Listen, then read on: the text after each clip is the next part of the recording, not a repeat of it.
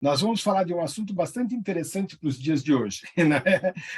Que é a antiga cortina de ferro, Guerra Fria. Então, hoje nós temos esse mesmo palco, né? Ele está meio que sendo refeito, né? Requentado, que é essa ideia da briga aí da Ucrânia com a Rússia, e aí, no meio disso, a Europa está sofrendo exatamente a ideia da cortina de ferro. Então, vamos entender um pouco o que foi isso, de que maneira, por que tem esse nome, e vamos começar a nossa aula e aí o nosso debate, né? Então, cortina de ferro, a Guerra Fria. Vamos lá. Então, quando a gente pegar isso, a gente tem aí um extrato de um discurso grande que foi feito, então, no dia 5 de março de 1946, pelo senhor Winston Churchill. E ele, então, ele cita essa expressão, né, que é a cortina de ferro. E o que ele diz? Então, tradução livre, tá?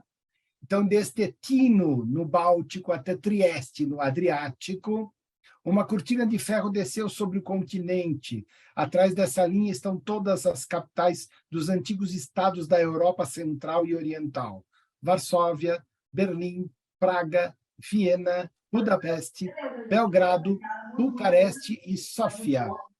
Todas essas cidades famosas e as populações em torno delas estão no que devo chamar de esfera soviética, e todas estão sujeitas, de uma forma ou de outra, não somente à influência soviética, mas também a fortes e certos casos crescentes de medidas de controle a partir de Moscou, ou Moscovo, como está aí na tradução portuguesa, né? Então, é isso. Então, o que foi, né, a cortina de ferro? Então, na época em que foi feito esse discurso, nós temos, então, essa área, né? Essa área da fronteira, então, da antiga Berlim Oriental, então, Tchecoslováquia, Hungria, não entrava a Iugoslávia, mas ficava com países neutros, a Áustria e a Suíça, e aí, então, na sequência disso, nós temos, então, aí a ideia de Romênia, Bulgária, fechando, então, a tal cortina de ferro. Era só isso? Não. Ela foi ampliada, muito bem ampliada, no fator de que a gente tem aí o fator da OTAN. Então, o que era isso? Então, vamos lá. Segunda Guerra Mundial, e precisávamos, então, vencer o grande inimigo, e esse grande inimigo foi o Hitler. E os russos, então, entraram na Polônia, entraram na Alemanha, entraram pela Tchecoslováquia, entraram pela Hungria, e foram, então, encurralando as tropas alemãs. Aquilo, então, que era então chamada de Segunda Guerra Mundial. Por outro lado, o Reino Unido, a França, os Estados Unidos também entravam na Alemanha, do mesmo modo que a Rússia entrava pelo outro lateral, né? Bem, quando terminou a guerra, a Rússia disse: não vou sair da Alemanha, vou ficar aqui. Gostei.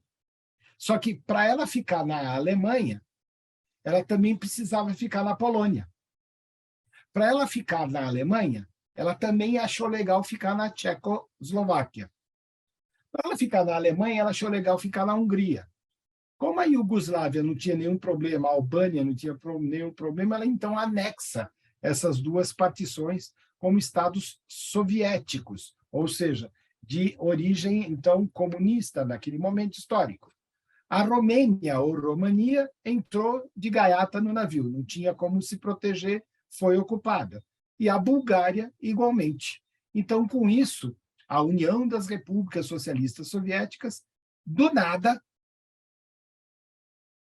disse para o mundo: estes países são países da União Soviética. Então, não houve uma escolha da população, e sim uma escolha soviética de instrução. Bem, quando o Churchill faz esse discurso, e chama isso de cortina de ferro, ele chama assim por quê? Para que não acontecesse esta divisão, era necessário derrubar a Rússia. Só que, peraí, a Rússia acabou de ganhar, junto com a Alemanha, junto com a Inglaterra, junto com a França e os Estados Unidos, a guerra. Então, a guerra vai continuar? Então, essa guerra vai permanecer? Então, naquele momento histórico, não houve nenhum tipo de reação quanto a isso, a não ser este discurso em 5 de março, por conta do Churchill, que disse: vocês não entenderam a história? Quer que desenha? O mundo está dividido e tem no meio desse mundo uma cortina de ferro. Então, para derrubar uma cortina de ferro, você tem que ter um poder maior do que esse que está aí colocado para nós. Então, a partir daquele dia, nós estávamos em litígio com o lado soviético do planeta. E esse litígio só vai acabar em 1989. Esse litígio, então, ele vai durar todo esse tempo, por conta de que as divisões e as liberdades desse povo, da Alemanha Oriental, da própria Polônia, Tchecoslováquia, Hungria, a Iugoslávia, a Albânia, a então Bulgária e então a Romênia, ficavam debaixo da tutela do regime soviético. Tudo bem? Bem, vamos lá. As fronteiras, então, da Europa comunista e da Europa ocidental dava, então, a esses dirigentes soviéticos uma ideia de bloqueio. E bloqueio do quê? Então, tu está bloqueando o quê? Que acabou de acabar a guerra. Não, nós estamos bloqueando uma ideologia ocidental. Esse era o discurso que era feito. Então, o Ocidente não pode vir ao Oriente materializar as suas ideias. As ideias do Oriente é que vão prevalecer sobre as ideias do Ocidente. Então, isso era quase uma declaração de guerra. Não era uma guerra. Não teve uma declaração de guerra, embora tivesse um domínio de fronteiras. Não teve uma guerra de fronteira, embora existisse uma fronteira. Então, a isso a gente vai chamar de Guerra Fria, porque não tem tiro, não tem tanque, não tem avião, metralhadora, não tem uma diplomacia lotada de ódio e de diferenças graduais, né, que vão acontecer aí para, então, o quê? O principal ato era impedir que houvesse, então, fuga de cidadãos ao oeste da Europa. Ou seja, nós estamos criando esta fronteira, nós estamos criando este lugar territorial para impedir que as pessoas optem por ir ao Ocidente. E elas necessariamente deverão continuar vivendo e sendo orientadas pelo regime soviético na parte oriental da Europa. Estão entendendo o que eu estou falando? Ótimo.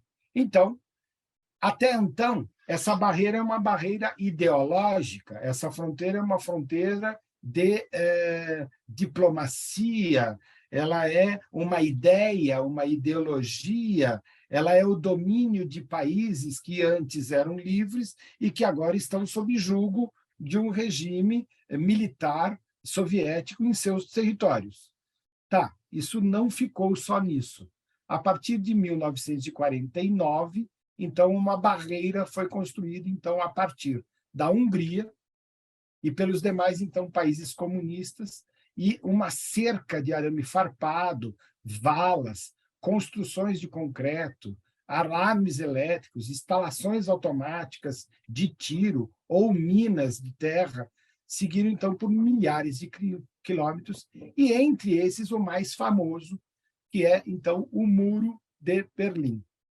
A Alemanha Oriental e os seus dirigentes, então, comunistas, decretaram, a partir de 1952, uma zona de proibição de 10 metros de largura ao longo, então, da fronteira daquilo que se chamou, então, Alemanha Ocidental, então, com cercas de arame farpados, postos de vigilância, e isso foi uma encrenca federal.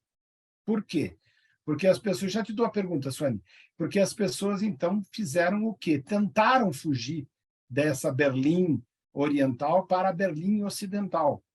E aí, então, com a construção dessa muralha, primeiro de arame farpado, depois muro mesmo, muros de concreto, 6 metros de muro, começaram, então, a atirar, a matar essas pessoas, a prender essas pessoas, para que elas não fugissem, então, para a Alemanha Ocidental. Isso foi quase uma declaração de guerra no tal muro, no tal cortina de ferro que nós estamos aqui comentando. Fala, Suani. Se a cortina de ferro conseguiu englobar países inteiros, né?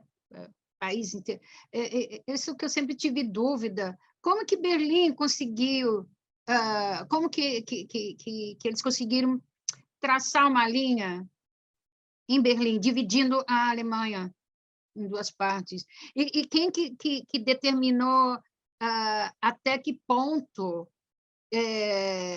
iria, sabe, a parte ocidental da oriental? Quem delimitou foi o próprio domínio soviético. Até onde eles entraram em domínio, eles não voltaram para trás. Então, eles não ficaram em Berlim, Suane, eles foram muito mais além. Então, você pode notar aí na figurinha que está colocada, Berlim está bem aqui, então Brandemburgo fica muito próximo da Polônia. Brandemburgo é o estado, é o local onde está Berlim, tá? Então, Berlim é aquele portão, né? Aquele gate, Brandenburg. Esse portão aí era exatamente a entrada velha da cidade, que dava acesso, então, à localidade chamada Brandemburgo. Por isso que chama Porta de Brandemburgo.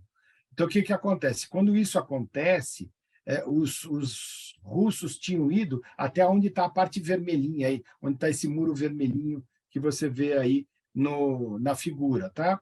Então, Berlim ficava dentro do território russo, dentro do território de domínio russo. Só que a parte ocidental foi dividida em Inglaterra, França e Estados Unidos. Então, como a capital dessa Alemanha, que havia perdido a guerra, era Berlim, então eles também dividiram a cidade de Berlim em 4 cantões. 3 cantões franceses, ingleses e americanos e 1 cantão russo, sendo que este cantão russo era metade de Berlim e a outra metade de Berlim, divididas por esses 3.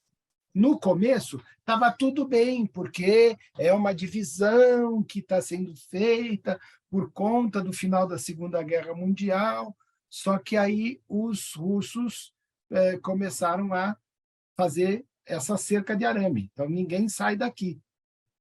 Porque o que aconteceu? A partir do momento em que acabou a Segunda Guerra, e os russos disseram, nós não vamos sair do território, o que aconteceu é que um montão de gente que estava do lado oriental da Alemanha começou a fugir para o lado ocidental. Não vou ficar aqui. Porque a última coisa que eu quero é ficar para o lado comunista. Eu não quero ficar, eu vou embora.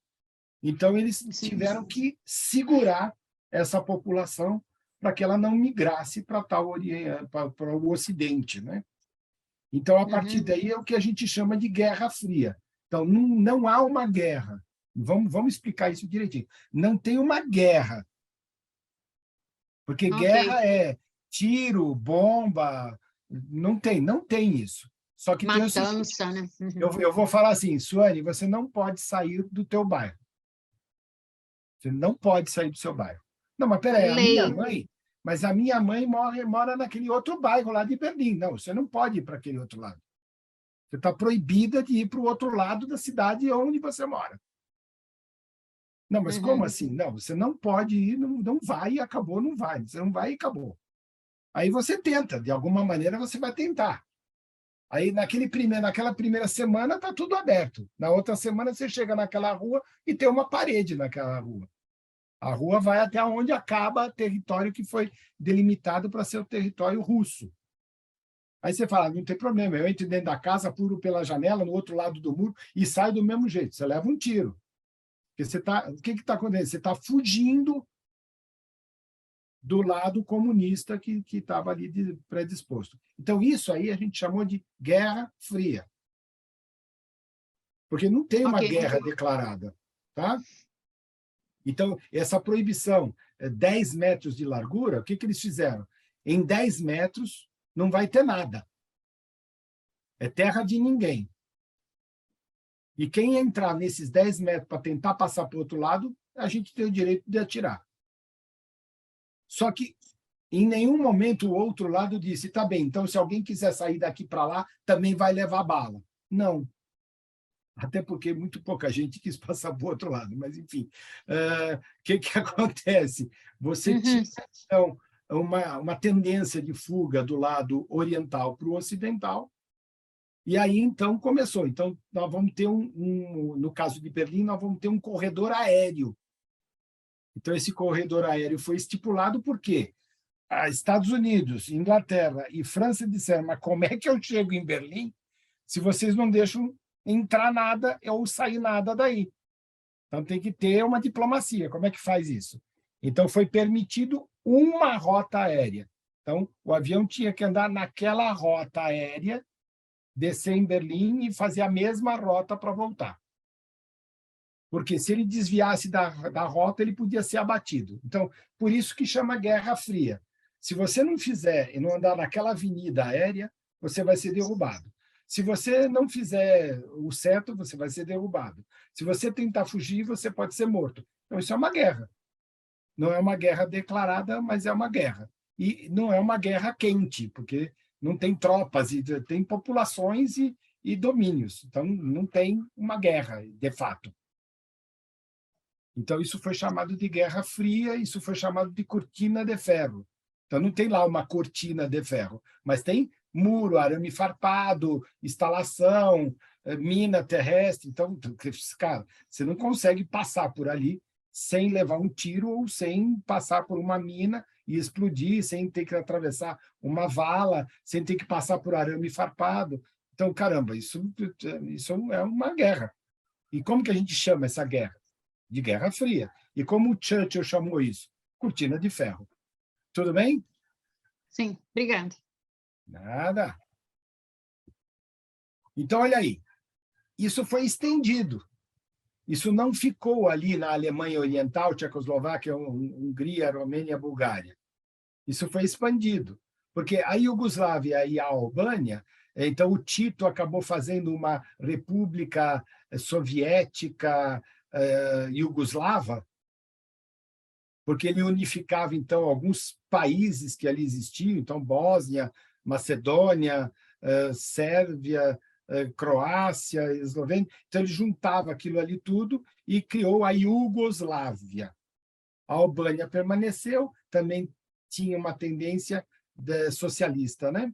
Só que os russos, eles acabaram levando isso para o lado da fronteira com a Finlândia.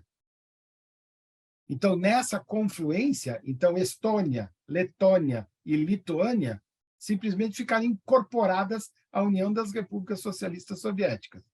Então, também isso também causou outro grande transtorno dentro dessa cortina de ferro. Então, na cortina de ferro, você dividia o planeta, né? Então, o lado da Finlândia ficava ao lado do Ocidente, o lado, então, da Estônia, Letônia, Lituânia ficava do lado do Oriente, Polônia, Tchecoslováquia, Hungria, Romênia, Bulgária, Alemanha Oriental, então ficava do lado do Oriente, e aí Alemanha Ocidental, Áustria, Suíça, Itália, ficava para o lado do Ocidente. Então, com isso, nós dividimos o planeta. Por isso que a gente chama de primeiro mundo, o mundo capitalista, de segundo mundo, o mundo comunista, e de terceiro mundo, essa porcariada toda que não está nem para um lado nem para o outro. Então, chamou isso, hoje a gente chama de países em desenvolvimento, para não ficar em terceiro lugar, lá, ficar escondido lá. Então, o que acontece? O primeiro mundo e o segundo mundo estavam dividindo o planeta nessa coisa que a gente chamava de cortina de ferro e nessa coisa que a gente chamou de Guerra Fria. Tudo bem? Perguntas? Roberto, boa Diga. tarde. Boa tarde, Beth. Eu cheguei um pouco atrasada. Sem problema. Esses cantões aí que você se refere, quais são esses cantões? Na Alemanha. Mas Na... quais... Então, os cantões da Alemanha dividida ficaram, a Alemanha Ocidental ficou dividida no cantão francês, o cantão inglês e o cantão americano. Na Alemanha Oriental, o cantão comunista. Na Berlim, você também tinha os mesmos cantões, o cantão comunista, o francês, o inglês e o americano. Tá. Obrigada. De nada. Então, quando você olha para isso, você começa a entender este parâmetro. Aí você tem também o seguinte, está vendo que tem um triângulozinho vermelho e umas bolinhas verdes nesse nosso mapa? Então, conseguem ver isso? Então, a Espanha, segundo a história, ela ficava muito mais ao lado de uma ideia socialista do que a uma ideia capitalista. Então, terminada a Segunda Guerra Mundial, o Franco ele era muito mais dado a uma esquerda, embora ele tenha sido um ditador fantástico, do que a uma ideia de direita. Então, por muito tempo, a Espanha ficou dividida entre essas ideologias. Então, por algum momento, a gente chegou a imaginar que tanto a Finlândia quanto a Espanha cairiam na ideia de regime socialista. Não aconteceu isso, porque logo na sequência da entrada da Cortina de Ferro se criou a organização do Tratado do Atlântico Norte, ou a OTAN. Então, essa Guerra Fria, a Cortina de Ferro, estabelecia, então, uma grande diferença bélica dessa vez, que era, então, o Tratado de Amizade entre países. E aí, então, com a força do Reino Unido, com a força dos Estados Unidos, principalmente com a ideia de bolsas de valores pós-guerra, então a Espanha acabou indo ao encontro da ideia da OTAN e a Finlândia foi também ao mesmo encontro, e então formulando aí um encontro do Atlântico Norte.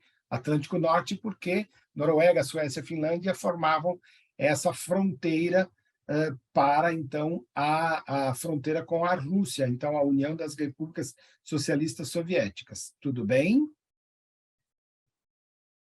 Então, quando a gente olha para isso, você tinha aí uma possibilidade de repente, você ter aí um Estado socialista, né, dentro da Espanha. Você poderia ter tido um Estado socialista dentro da Finlândia.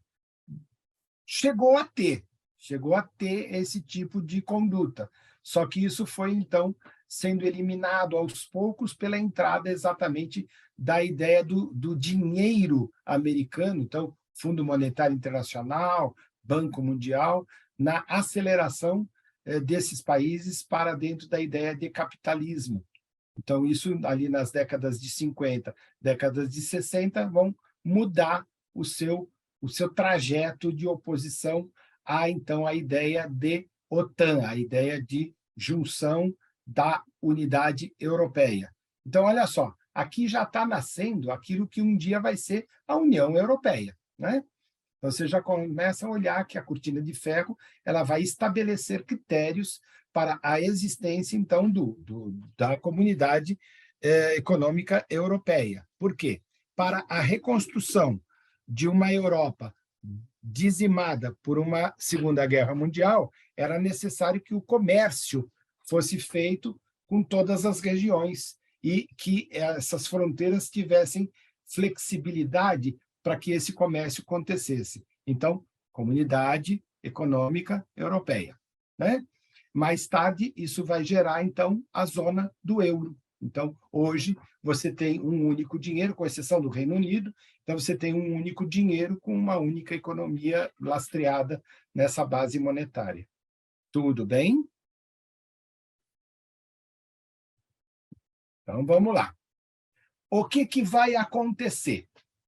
Então, a partir do ano de 1997, com, então, a queda do Muro de Berlim em 1989, e o fim, então, da Alemanha Oriental, e o início de uma Alemanha unificada, Então, a Estônia, a Letônia, a Lituânia, a Polônia, a República Tcheca, a Eslováquia, a Hungria, a Romênia, a Eslovênia, a Croácia, Montenegro, a Albânia, a Macedônia do Norte, porque a Macedônia do Sul faz parte da Grécia, e a Bulgária resolvem fazer o quê? Resolvem ingressar na OTAN.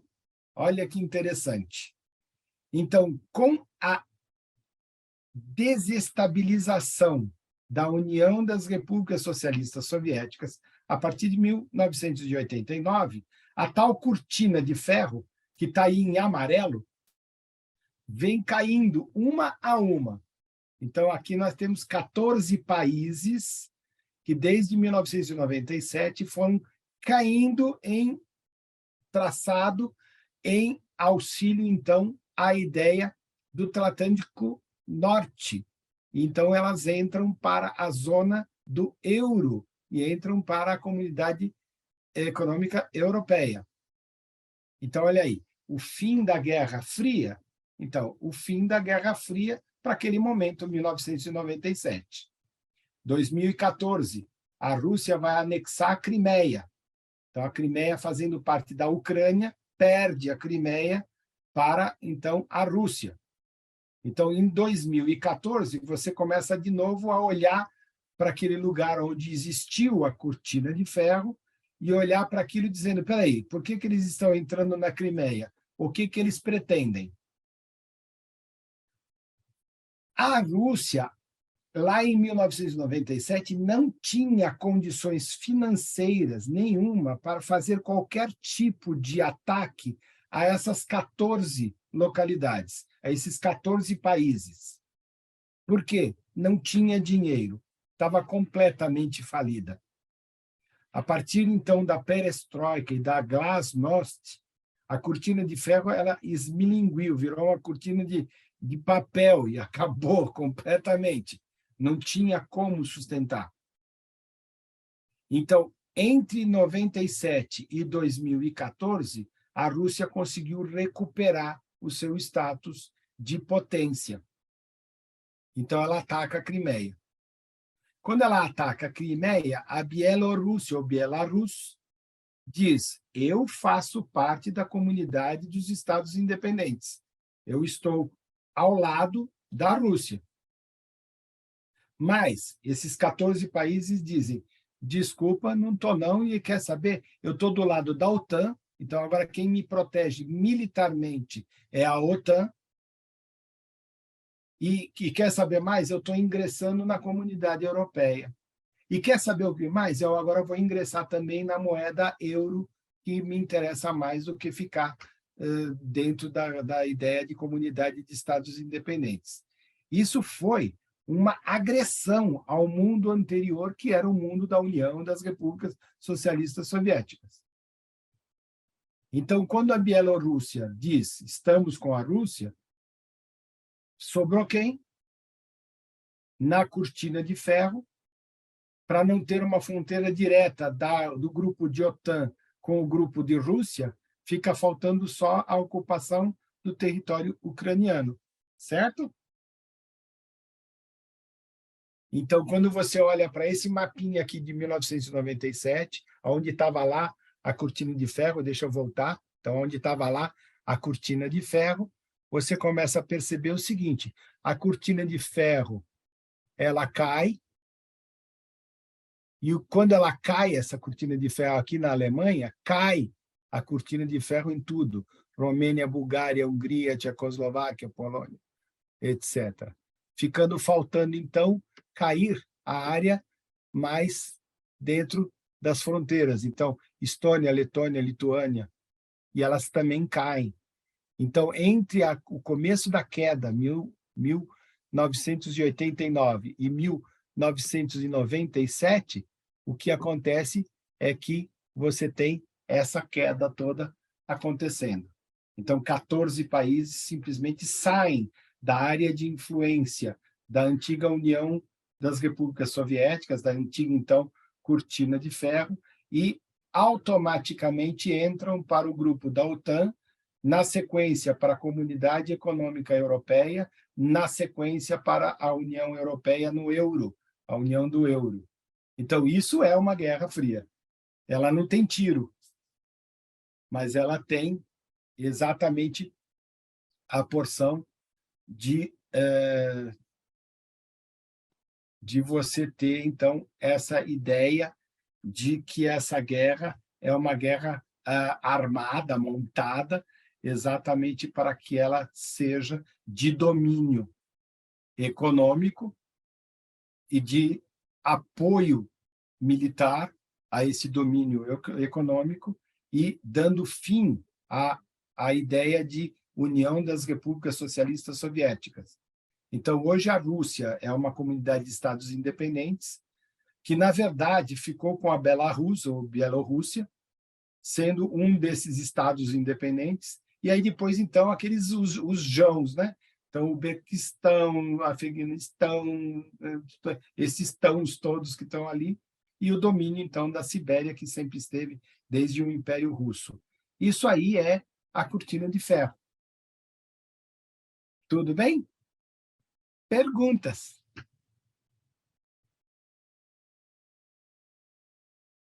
Certo. Professor, Oi. Dolores, depois a Leda, vai lá. Esses países que você falou agora, eles não reivindicam a liberdade de expressão com relação à OTAN? Ou eles se sentem russos? O quê? O Uzbequistão, esses... Não, eles estão dentro da comunidade de estados independentes, são dominados pela força bélica da Rússia. Tá. Não tem saída. Tá certo. E o senhor... Até porque a economia desses países é muito pequena, a não ser a parte de petróleo que eles têm, eles não têm uma agricultura, uma pecuária, uma industrialização potente. Então, eles são completamente entregues a esse controle, né? Ao controle das comunidades econômicas independentes, aí, que é a ideia da Rússia, né? Tá certo. Obrigada, professor. Leda, depois a Beth. professor, assim, a gente não pode considerar que esse mundo, né, está voltando novamente, se a gente considerar os nossos vizinhos aqui, países da América do Sul, como Argentina, como Venezuela, assim, com outra roupagem, não podemos achar que isso pode voltar novamente? Até esse ambiente que nós estamos vivendo atualmente no Brasil. Será que isso não poderia estar voltando novamente? Sabe, Leda, eu costumo dizer o seguinte, abacaxi não é banana. Então, não dá para eu falar para você que o que aconteceu no ano de 1950 vai acontecer em 2022. Não dá, né? É impossível. Não vai acontecer. Então, a resposta rápida é: não vai acontecer. Não tem condições de acontecer um negócio desse no mundo. Por exemplo, se você olhar para a guerra da Ucrânia, então vamos sair daqui da América do Sul e vamos lá para a Ucrânia, se de fato a Rússia fosse a União das Repúblicas Socialistas Soviéticas, o povo da Ucrânia estava nadando no Mar Negro. Já tinha ido. E outra, ninguém ia falar nada. Possivelmente a gente não ia nem saber o que foi que aconteceu. Por que eu estou dizendo isso? Porque a Hungria, quando eles resolveram que eles falaram assim, a gente quer ser livre. E o russo falou assim, quer ser livre? Caramba, quer ver só como você não vai ser livre? E pegou e entrou com tropa dentro da Ucrânia, da Hungria, entrou com a tropa e acabou, pronto, acabou. Então, não tem... A Primavera de Praga foi um movimento lindo, maravilhoso, que não deu em nada, ficou todo mundo preso. Agora, naquele momento histórico, e aí é que está, aquele momento histórico é um momento histórico. Não tem como repetir o mesmo momento histórico. A gente tem que aprender com a história para não repetir, isso é verdade. Mas aquele momento histórico é um momento histórico onde a Rússia estava pronta para qualquer guerra, ela estava pronta para uma guerra mundial. hoje, ela não está pronta para uma guerra na Ucrânia, porque ela não pode pegar uma bomba atômica e jogar em Kiev, ela não pode fazer isso, porque se ela fizer isso é um crime da humanidade. Então, mas na Segunda Guerra Mundial, o americano foi até Hiroshima, foi até Nagasaki, jogou a bomba e ele é herói da guerra. Então, não dá para comparar o que aconteceu em Hiroshima com o que poderia acontecer hoje, porque senão nós estamos completamente errados. Agora, você me diz o seguinte, você diz, pode acontecer a mesma coisa hoje? Então, nós temos uma Guerra Fria, está acontecendo. O pessoal na França está fazendo filas de quilômetros para botar gasolina, porque não tem gasolina. O pessoal da Itália está começando a falar, vai ficar frio aqui e não tem como aquecer a minha casa, porque é o gás da Rússia que vem para cá. O povo da Alemanha está queimando carvão para poder aquecer os seus lares, porque a crise não é da Alemanha. A Alemanha não está nessa guerra, mas ela está na OTAN. Ela não está nessa guerra, mas ela está no euro. Ela não está nessa guerra, mas ela está na Comunidade Econômica Europeia. E outra, a Ucrânia estava na União Europeia, já estava participando de uma certa maneira da União Europeia na ideia de comércio. Então, a próxima etapa era entrar para a OTAN e a próxima etapa era ficar na fronteira da Rússia. Isso é uma ameaça ao povo que dirige a Rússia. Então, o Putin não aceitou isso. Ele não quer, de fato, pegar a Ucrânia inteira. Ele quer uma linha para chegar na Crimeia e ter a linha de acesso para, então, o escoamento de suas mercadorias. É isso. Agora, até essa ideia ficar pronta, vai morrer muita gente lá na Ucrânia. Então, tá, mas ponto. Só que nós estamos em novembro, né? E o inverno chegou. Não é Game of Thrones, não, tá? Mas o inverno está chegando. E o inverno vai chegar. E o inverno chegou lá na Europa. Então, vai começar a cair neve. E as casas das pessoas precisam estar calafetadas e abrigadas do inverno. Então, essa é a guerra. Eu não vou dar um tiro na Alemanha, mas o cara vai morrer de frio. Então, o fato da guerra hoje, ela é uma guerra econômica mundial. Então, você tem uma inflação americana, você tem uma inflação francesa, alemã, italiana, inglesa. Por quê? Porque quem é que aposta nesse tipo de mercado com esse tipo de conflito? Então, você não precisa dar tiro. Você quebra a Bolsa de Londres, você tem uma bomba atômica mundial, porque muita gente vai morrer de fome por conta dessa ideia econômica mundial, não por conta de uma bala perdida ou de uma bomba jogada. Então, o cenário é esse. O cenário da América Latina, ele tem sido formado pelo Fórum de São Paulo. Está errado? Não. Eu posso achar estranho ou posso ficar bravo por conta disso, mas é o seguinte, se eu junto partidos de esquerda para formar um bloco e esse bloco se ajudar mutuamente, não vejo problema. Agora, o problema é você roubar dinheiro de um país para emprestar dinheiro para o outro. Mas aí é um problema interno do país. Então, quando você olha para essa geopolítica, a ideia da política não está errada. Agora, a ideia de conluio econômico está errado. Então, tem que ter são pesos e medidas. Isso não acontecia antes. Isso acontece agora. Então, eu não preciso dar tiro. Eu pego o petróleo da Venezuela e vendo para quem eu quiser, e com aquele dinheiro eu promovo a Bolívia. Então, tá. É uma opção de governo. Agora, o povo passa fome? Aí não é mais um problema de governo, é um problema de direitos humanos. Então, olha quanta coisa que você tem para pensar para você responder. A resposta não é uma resposta fácil, ela é uma resposta muito complicada, porque ela é uma resposta de geopolítica mundial muito grande. Por isso que hoje a gente fala de globalismo e não de globalização. Então é aí, é como lá o nosso amigo aí que está na Peru, né, Tiago? Sim, Lima, Peru, isso mesmo. Peru. Então, ele está lá no Peru. Ele sente muito mais na pele o que está acontecendo nessa América hispânica do que nós aqui no Brasil. A gente só recebe a notícia, ele vive essa notícia. Agora, ele sai para trabalhar, ele vai para o local dele de trabalho, ele volta para casa, ele liga a televisão. Então, você está preso, Tiago? Então, entendeu isso?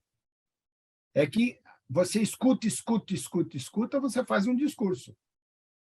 Agora, é claro, nós temos aí uma decisão agora, né, no próximo domingo, que é uma decisão. Se nós vamos incorporar este bloco ou se nós vamos ficar antagonista a este bloco. É isso. Pronto. Faça a sua escolha. Beth, quer perguntar, Beth? Beth? Opa, tô aqui. Não, assim, quando você falou da Espanha e da Finlândia, eles entraram na OTAN ou não entraram, afinal? Entraram na OTAN? Entraram na OTAN. Ah, tá. Porque a Rússia queria pegar. A Espanha do Franco era um país bastante complicado, porque ele era uma ditadura interna, militarista, que dominou todo o palco de negociações. Só que durante um grande tempo da história do Franco, ele foi completamente contra o comunismo. Aí, de repente, do nada, ele achou que essa ideia socialista fosse boa, que ele achou que ele pudesse ter benesses dentro disso. Ele não consegue isso e o país, a Espanha, começa a falir, começa a ter grandes problemas de arrecadação. Então, o que ele faz? Ele acaba se aliando aos Estados Unidos, recebendo uma verba muito grande do Fundo Monetário Internacional, e ele recupera a Espanha, que depois entrou em outras crises, mas ele recupera a Espanha, e a Espanha passa, então, ao bloco capitalista. Então, ela ingressa na OTAN e ingressa depois, mais tarde, na Comunidade Europeia. E o segundo mundo seria o socialismo, né, que você falou, né? O segundo mundo era considerado o mundo socialista e o terceiro mundo eram os países em desenvolvimento. No qual nós pertencemos. Por exemplo, voltando lá na resposta lá para a Leda, o terceiro mundo somos nós, a Latinoamérica. Porque nós não estávamos nem no bloco socialista, nem no bloco capitalista. Nós ainda queríamos um desenvolvimento. Isso vem da onde? Isso vem ali do final do século XIX, quando nós tivemos, então, as liberdades aí, militares da América Hispânica e a formação dos estados nacionais todos, né? Então, o vice-reino do Peru, que pegava Peru e Bolívia, se transforma em Peru e Bolívia. Então, esses estados tinham que se formar. Eles começam a se formar ali em 1816, 1820, 1824, e então eles começam a se formar como estados. Então, em 1924, 100 anos depois, eles estão na porta da crise econômica mundial. Depois eles entram num problema que é a Segunda Guerra Mundial. Então, a partir das décadas de 50, é que, de fato, esses países começam a dizer: legal, chegamos, vamos lá. Só que aí, nas influências das guerras frias, você tem, então, uma partição socialista implantada nos movimentos revolucionários latino-americanos e a CIA norte-americana apoiando os generais dentro da América. Então, nós acabamos sendo uma guerra por procuração por partes socialistas e capitalistas que fizeram as guerras de terrorismos e as guerras de golpes de estados que aconteceram na América Latina como um todo. Então, está vendo como a história não pode ser contada do mesmo jeito? Porque nós, aqui na América do Sul, por exemplo, nós fomos palco de guerras entre as guerras frias, só que aqui as guerras foram guerras quentes. Então, a guerra de tortura, de prisão, de desaparecimento, de mortes. Lembra do Allende, lembra aí dos problemas todos que se teve aqui na América do Sul como um todo. Então, quando você olha para isso, você tem um outro tipo de história, né? Essa história ela não foi ocorrida na Europa, ela foi ocorrida aqui na América Latina. Então, são coisas diferentes que você tem que contar. Perguntas? Professor, Oi, fala, Dolores. como é que eu posso considerar, dentro desse conceito de mundo ocidental, mundo oriental, mundo novo, mundo isso, mundo aquilo, como é que eu posso considerar o Brasil nos dias de hoje? Terceiro mundo ou meio a meio? O Brasil hoje é a sexta maior economia do planeta, então não é mais terceiro mundo. Embora nós tenhamos aí uma gleba de pessoas em estado de baixa renda muito grande, né? São quase 40 milhões de pessoas com baixa renda. Então, você tem um país que tem 4% de pobre, então é o cara que está em situação de rua. Se você pensar 200 e poucos milhões de pessoas, 4% é gente pra caramba que está em situação de rua. E depois você tem aí perto de 40 milhões de pessoas que vivem com uma baixa renda muito forte. Então, esses caras hoje estão abrigados aí, estavam, né? Abrigados pelo Bolsa Família, hoje estão abrigados aí por esse pagamento de R$ 600. Mas, gente, R$ 600 há de convir que não é exatamente um salário, né? É uma coisa para sobrevivência. Então, esses caras que estão vivendo disso, e é muita gente, precisam sair dessa situação de pobreza para uma situação melhor, né? Então, isso é um desafio para qualquer governo.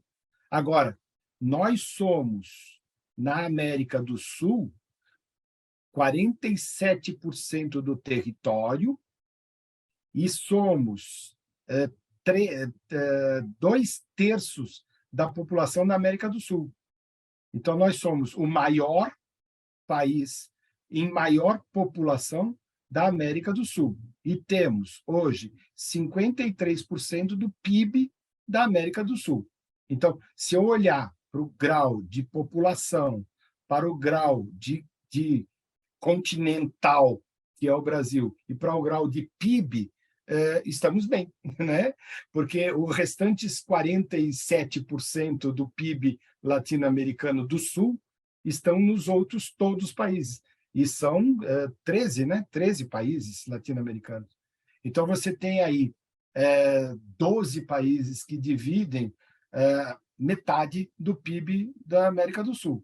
E o Brasil tem a outra metade, sendo que o Brasil tem 2/3 da população. Então, isso dá um equilíbrio, porque a população é muito grande, e aí, então, os nossos defeitos são muito visíveis, né? Porque quando você fala de 40 milhões de pessoas, quantas pessoas moram no Peru, né?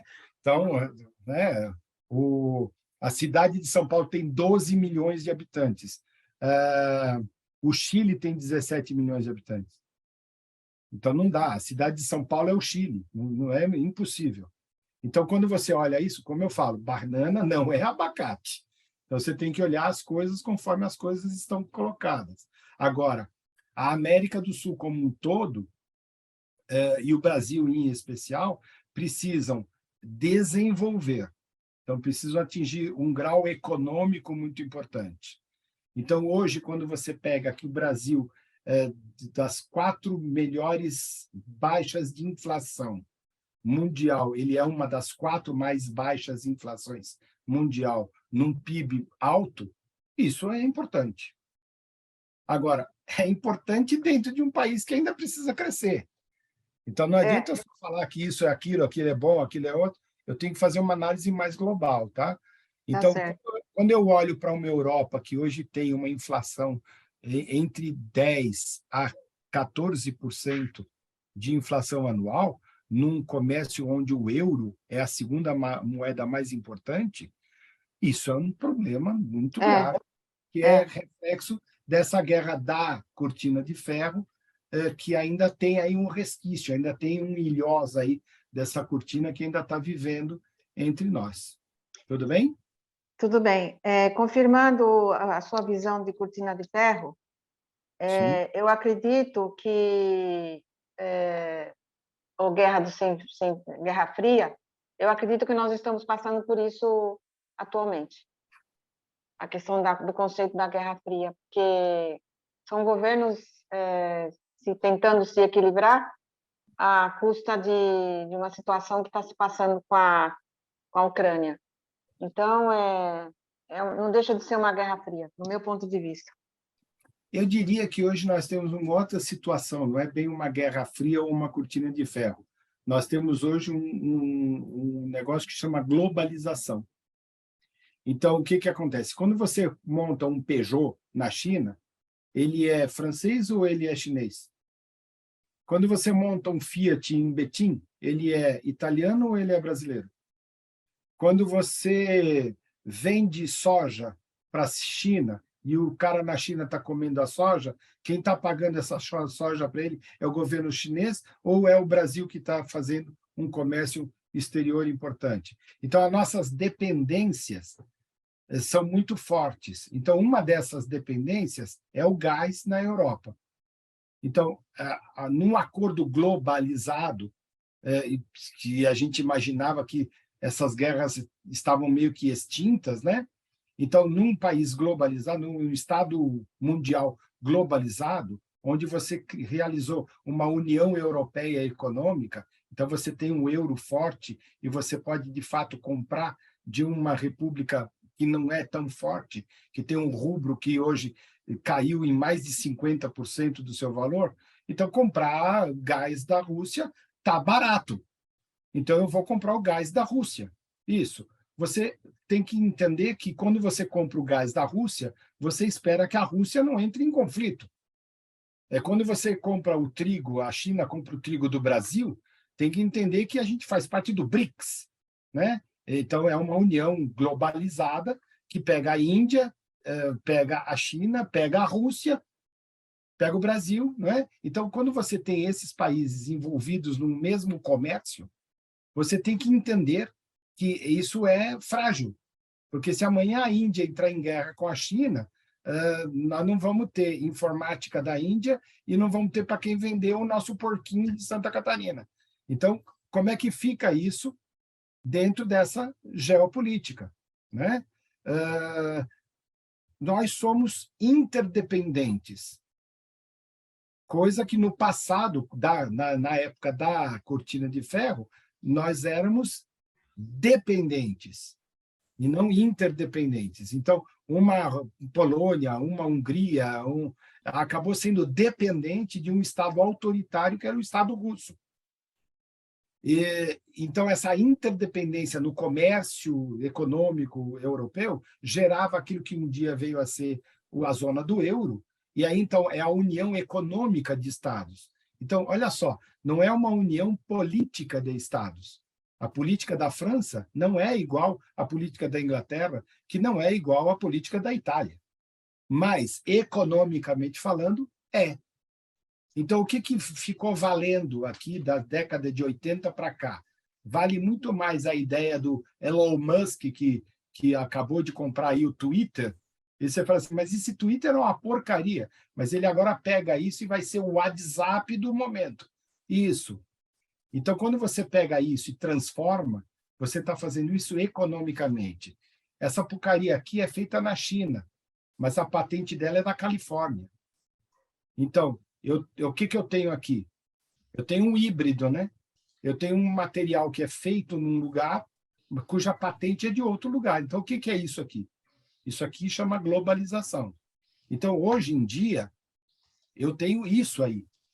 Então, a tal da Guerra Fria que você está me perguntando, da cortina de ferro, ela é uma cortina transparente, ela é translúcida.